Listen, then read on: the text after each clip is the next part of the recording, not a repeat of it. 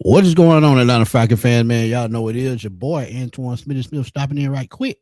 Give y'all my quick thoughts on a topic I ran across on Twitter, and it's something that I feel like has to happen sooner rather than later, and it could save a lot of problems for the Falcons down the road. And you know, we talking about money, we talking about contracts. There are a good little bit of contracts that's got to be handed out in the next couple of years. Uh, Guys like Drake London, Kyle Pitts, long term. Chris Lindstrom, probably up for extension soon, and his number gonna be astronomical too. And we always say in this business you can't pay everybody. Jesse Bates is another one. AJ Terrell eventually. But you gotta know when to fold them. You gotta know who to pay, when to pay them, and build around the pieces that you end up, may end up losing. But 680 fan, as I always tell y'all, man, great show. Um, if you don't know who they is, man, please go to YouTube, check them out, man, because they're always giving out great content. And I just want y'all to listen to this because these are great points, man. These are great points, and I want y'all to listen. And I'll give y'all my quick thoughts on it when I'm done with it. I believe that the Falcons at some point in 2026 are going to make him an offer that's going to be similar to this. 3 years, 70 million, 40 of which is guaranteed. Now, where does that put him?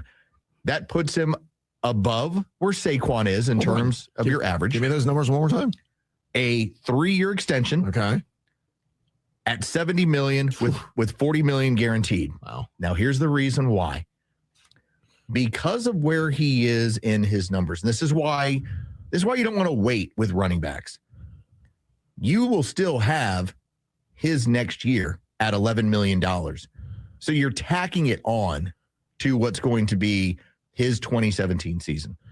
And so how it ends up playing out is in total, you actually get 4 years, 81 million, which puts him right there a little bit above, but in line with Saquon Barkley. That now keeps him under contract for his 25, 26, 27, and 28-year-old seasons. And then what do? You let him walk. Ooh, I can understand where he's coming from with this. Because as I've told y'all, you got to jump ahead of the curve. If they jump ahead of the curve and the number that he's suggesting for an extension is right around 23 million for those 3 years. But if you add in that fourth year, which he hasn't played yet, that's about 20 million. So if you add all 4 years, like you said, 4 years, 81 million, that's right at 20 million. Puts him just a little bit above Saquon Barkley. But if you don't go ahead and pay him right now, guess what's going to happen? Jahmyr Gibbs is going to get paid. It's going to be that 20 to 21 million, maybe more, who knows. But if Jonathan Taylor gets paid, which he is, and he's a little bit older, has more miles and more tread on his tires, but at the same time, he's still being productive. Saquon is another one. Hit 2,000 yards just a couple of years ago. Last year fell off because the offense wasn't clicking like we seen in the past. But $23 million is a lot of money for a running back. And I just want y'all to think about things like this. And he's absolutely right. You go up to 28 years old. If you haven't reached that pinnacle of winning the Super Bowl at 28, yes, he's still in his prime, but he's on the back end of his prime at 28.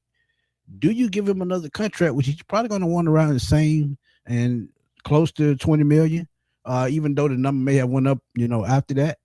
But think about what happened with Derrick Henry just, I think, about 6-7 years ago, when the Titans were having to pay him a lot of money. What did they do? They kept franchise tagging him. And eventually, guess what? He ended up walking because they did not want to pay a running back, because in some people's in front offices, they think running back is not as important or is easily replaceable than other positions. And a lot of teams think like that. And think about it. Derrick Henry has ran for 2,000 yards multiple times. He's one of the best running backs to ever play the game and did not get that super payday that he was looking for. Yes, he's made a lot of money in his career, but he didn't make $20 million. He made anywhere from 10 million to 12 million, somewhere in that range, 13.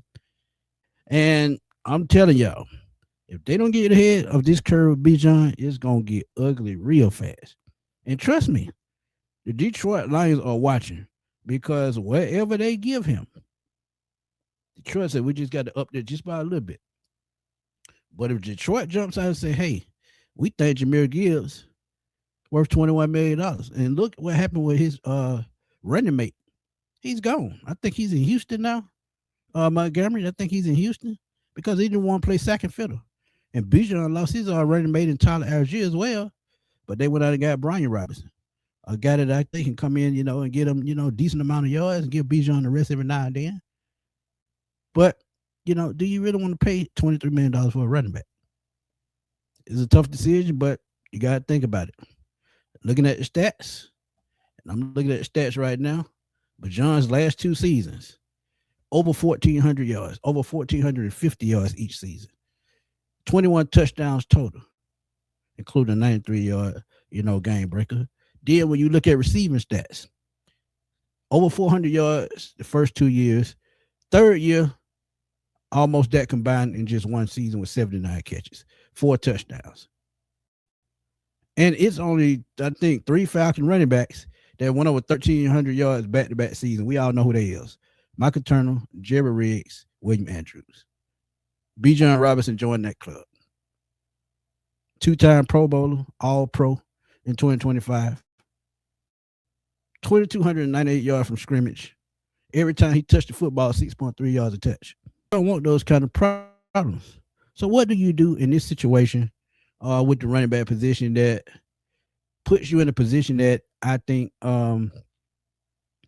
wins? What you do, you go ahead, pay Bijan, and then you see where you're at with Drake after the season, because I'm telling y'all, Drake is going to want a hefty penny too. He's going to be in the $30 million range. And as I said in the beginning, you got to think about Lindstrom. He's going to be 28 to 30 million as a guard. And it's certified, it's justified. Pro Bowler, best offensive lineman in the NFL at one point, still top 5 lineman in the NFL, no matter position. So you're going to have to pay him. And Jake Matthews and getting longer in the tooth, you're going to have to replace him. AJ Terrell down the road, you may have to pay him again. But you got to go with Kyle Pitts is another one. We're looking at his contract right now.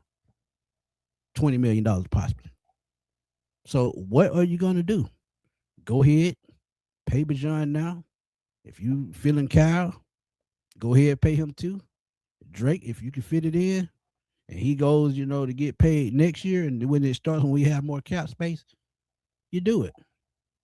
But always remember, it could be another situation. Well, 3 contracts can take up a lot of money on the books, and you don't want to do that anymore.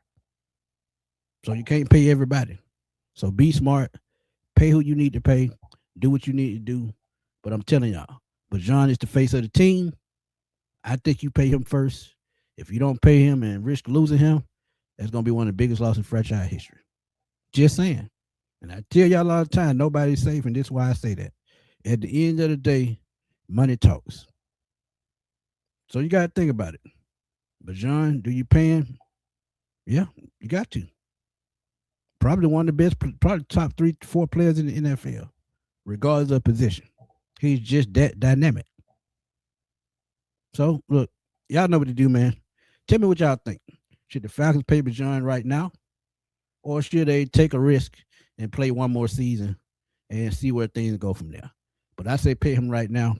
And I say pay him before Drake. Yeah, I said it. Pay him before Drake. Because without Bijan, this offense does not go. Just saying. Drop them comments in the comment box, man. Let me know what y'all think. This your boy, Antoine Smith signing off. Y'all know how we doing on the Sports Machine, man. I will holler at y'all soon, man. Peace.